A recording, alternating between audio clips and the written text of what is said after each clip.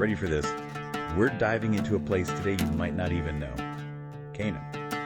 It's really something. Yeah, and this is big. This isn't just like some history lesson from school. This is about, well, pretty much the dawn of everything. We're talking maybe the first city in the world, right here, the alphabet, even how civilization got started around the Mediterranean. It all traces back. And we've got Isaac Asimov as our guide, which is pretty cool. People know him for sci-fi, but the way he tackled history, man, just is mind-blowing. He was like a detective, you know, with history. And Canaan, this was a big case for him. Like, how did they do that? Yeah. Back then, at the very start. So picture this, right, Canaan? Basically where Israel is now, Lebanon, parts of Syria, Jordan, that whole area. Not exactly a calm neighborhood, was it? No. It was the crossroads, right in the middle of all the big empires. You had Egypt down south, always powerful. And then over in the east, Mesopotamia, Assyria, Babylonia. Those guys were always looking to expand, cause trouble. So Canaan, stuck in the middle, must have been intense. Totally. Asimov actually said the Mediterranean coast, it was trapped. It could never have its own big empire. They had to constantly adapt, invent things just to survive. Necessity is the mother of invention, right? Yeah. And speaking of invention, Jericho. This one blew my mind in Asimov's book. Jericho, yeah. A lot of people think that was the very first city anywhere in the world. And we're talking almost 10,000 years ago. That's still the Stone Age. People were just figuring out farming. Stonehenge wouldn't be around for ages. In Jericho, it wasn't just a village, right? It had walls, a watchtower, and the number of people living there, that would have been a lot, even centuries later. Yeah. What did Asimov say about those walls again? Massive, he said. And the way they built them, super advanced for the time. They even had, get this, a whole water system. Stone Age plumbing. Can you imagine? Makes you realize those early humans, they were way smarter than we give them credit for. Absolutely. And the question is, why Jericho? Why so successful so early? Asimov talks about a few things. Location was key, being near the Jordan River. Water meant life in that dry climate. Right, of course. But you can't just have water. Nope. The land around Jericho, though, it was fertile. Perfect for agriculture, so they could grow extra food, which meant not everyone had to be a farmer. They could do other stuff, which leads to all those innovations Asimov talks about. Like pottery. Doesn't Asimov say pottery might have started in Jericho? Could be. And think about how big a deal that was. Suddenly, you can store food way better, cook differently. It even changed how trade worked. And this is where Canaan, being between those empires, really matters. Let's break that down. Sure. So Canaan was right on the trade routes between Mesopotamia and Egypt. So goods traveled through there all the time. But even more important, ideas traveled too. So it was like this cultural melting pot with the Canaanites right in the thick of it, picking up new knowledge and ways of doing things. Exactly. Which brings us to the Bronze Age, about 3100 BC. Things get really interesting here because bronze, that discovery, it revolutionized warfare.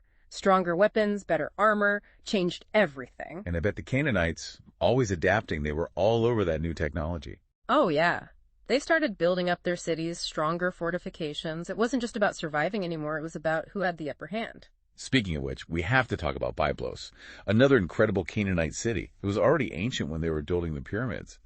Didn't Asimov say it might be the oldest city that's always been inhabited on the whole planet? He did. Can you imagine a city that old? It's seen everything, empires, technology, everything. What's interesting about Byblos, though, it wasn't known for being warlike. They were all about trade, right? Exactly. Byblos was a trade hub, famous for its cedar trees. The Egyptians, especially, they loved that cedar wood. Imagine hauling those giant trees all the way to Egypt to build their temples. Logistical nightmare. Total. But the Canaanites, they knew ships. They knew how to sail. Byblos became the port, sending out those cedars and tons of other goods all across the Mediterranean. And here's where Asimov throws in this curveball, right? He says those Canaanite sailors, they were so good, they might have found places like Cyprus and Crete by accident. Imagine that. You're sailing, storm blows you off course, you land who knows where, and you're like, hey, this place is nice. Better than getting lost on a road trip, that's for sure. Right. But it gets even cooler. Think about the myth Zeus and Europa. Zeus, disguised as a bull, kidnaps Europa, and guess where he takes her? Crete. So you're saying this myth, even if it's made up, it hints that Canaanites had an influence on Greece. Totally. And it wasn't just the Greeks. Asimov says the name Cypresses comes from the Greek word for copper, Kyprioses. And guess what? Cyprus was a major source of copper back in the Bronze Age. So maybe, just maybe, those adventurous sailors had a hand in discovering it. It's fascinating, right? These guys, they weren't just traders, they were explorers, spreading Canaanite culture, maybe even starting new civilizations without realizing it. But back in Canaan itself, things were about to get complicated. Because around 2000 BC, a new group shows up, the Amorites. And they weren't exactly there to make friends, from what I've read. Oh no, they were here to shake things up. And that, my friend, is where we'll pick up next time. So last time we were talking about how Canaan was about to get a major shakeup, all thanks to the Amorites. Yeah, they really shook things up. Asimov describes them as this powerful force coming down from the north. Remember how Canaan was like this bridge between empires? The Amorites saw a chance to take over that bridge? Right, so around 2000 BC, Egypt has its eye on Canaan, wants those resources, and then boom, the Amorites show up and change everything. Total power shift, right? Can you imagine living there at the time? Everything you knew, just gone. Upheaval. Asimov says the Amorites were Semitic people, came from the Syrian desert. And he doesn't make them sound nice, they had this reputation. Fierce warriors, for sure. He even calls them uncivilized, like straight up at first. But here's where Asimov gets really interesting. He says the Amorites, they used that moment when Egypt was weak. The old kingdom had collapsed, Egypt was a mess. Exactly. The pharaohs were too busy with their own problems to care about Canaan. Perfect timing for the Amorites to make their move. So they sweep in, cause chaos, and then what? Just keep conquering. And this is where it gets interesting. The Amorites, they were destructive, but they realized that only gets you so far. Asimov actually quotes them. They said, "It's better to let those civilized places keep going, pay their taxes, than to wreck everything and have nothing left." So they learned to play the long game. It's like some companies today, right? They want to last, not just make a quick buck. Totally.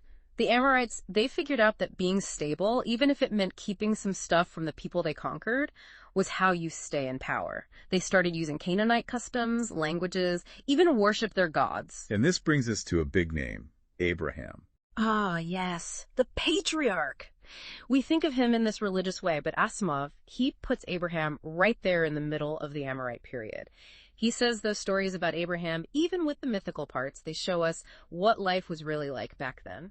So even the stories everyone thinks they know have these hidden layers of history. Absolutely. And this period is full of them. Because while this is all happening with the Amorites, another group, the Hurrians, they're figuring out something that changes everything, the horse and chariot. Okay, back to history class. Weren't chariots a really big deal back then?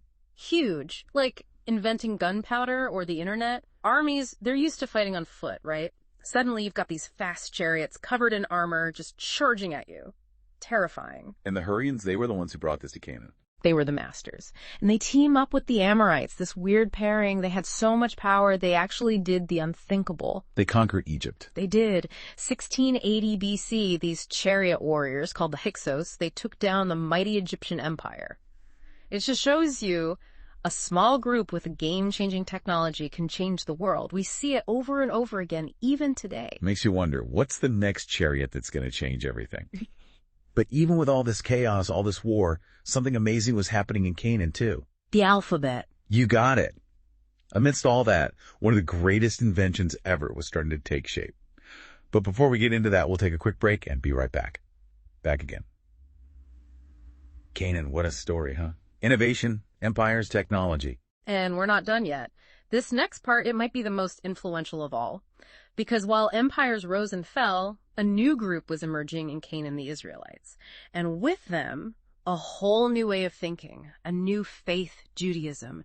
It changed everything. It is wild to think this small group, the Israelites, making their way in a place that was always a battleground. Yeah, and Asimov, he points out that after those chariot guys, the Hyksos, once they were gone Egypt, they weren't messing around anymore. Back with a vengeance. Oh, yeah. This was their new kingdom era, and they wanted Canaan back under their control, full stop. Well, yeah, they'd learn the hard way what happens when you lose a place like that. Exactly. And that's the scene when the Israelites show up.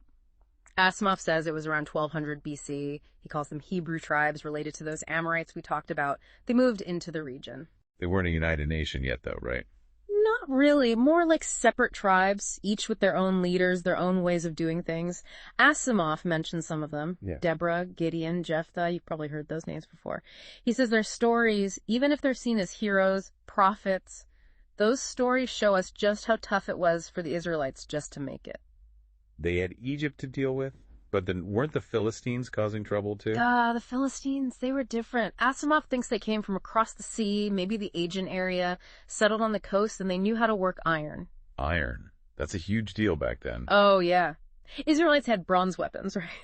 Imagine fighting guys with iron swords, iron armor. Not good. No wonder they fought so much. Yeah. And that brings us to David and Goliath, one of the most famous stories ever. The ultimate underdog story. David, this shepherd who becomes king later, takes on Goliath, the giant. Asimov says, sure, maybe the story got exaggerated a little over time, but it shows how tough the Israelites were. They never gave up, even against these powerful enemies. Exactly. And it wasn't just the Philistines. Over the centuries, Canaan, it's caught between Assyrians, Babylonians, even the Persians, all these empires, all leaving their mark on Judaism as it developed. It's amazing, isn't it? All those threats, and the Israelites, they held on to who they were and their faith. It lasted thousands of years. And that's where figures like David and Solomon are key. Asimov says David, once he united the Israelite tribes, he made Jerusalem his capital. Then Solomon, his son, he built the first temple there. Incredible building became the center of everything for them. The temple, that must have been a huge moment for Judaism. Oh, totally. Before, worship was all over the place. But the temple, it meant Jerusalem was the place for the Israelites, spiritually. It was their unity, their connection to their faith, to Canaan itself. But it wasn't all, triumphant huge temples. Asimov talks about the rough times too, like when the kingdom split up after Solomon, the prophets telling everyone to get their act together, and then those conquests by the Assyrians, the Babylonians. Rough stuff. Yeah, incredibly hard times for the Israelites. When the Babylonians destroyed that first temple, 586 BC, that was devastating. Lots of Jews were exiled to Babylon. But even in exile, their faith, it didn't die, it actually changed. Asimov says that exile was actually super important for Judaism. It's where they really developed those core ideas, one God, all-powerful, and how important it is to study, to understand the Torah. Imagine being forced from your home, everything's gone, you have to hold on to something. It makes you examine what you believe, find strength in tradition. That's usually when faith is tested the most, right? And for the Israelites, those tests, that's what led to the Judaism we know today. When the Persians, under Cyrus the Great, took over Babylon, they actually let the Jews go back to Jerusalem, rebuild the temple. Huge moment, showed how resilient they were, how much their faith meant to them. But as we know, the story doesn't end there. Not for Canaan, not for the Jewish people. Asimov takes us all the way through the Roman Empire, Christianity starting up, even the Second Temple being destroyed in 70 AD. It's a lot to take in, even for a deep dive like this. It really makes you think, doesn't it? Thousands of years later, in this tiny piece of land, this crossroads, we're still dealing with its legacy. So what does it all mean? What have we learned from Canaan? For me, it's that history. It's not just dates and names in a book. It's us. It's about never giving up, about empires, about ideas that never truly die. And it shows us, no matter how hard things get, humans, we find a way. That spark of creativity, wanting to connect with something bigger, that never goes away. Wow, that's a powerful thought. Thank you for going on this deep dive with us into Canaan. Next time you look at an app and you see that part of the world, think with all that history, all those stories, it still shapes us even today.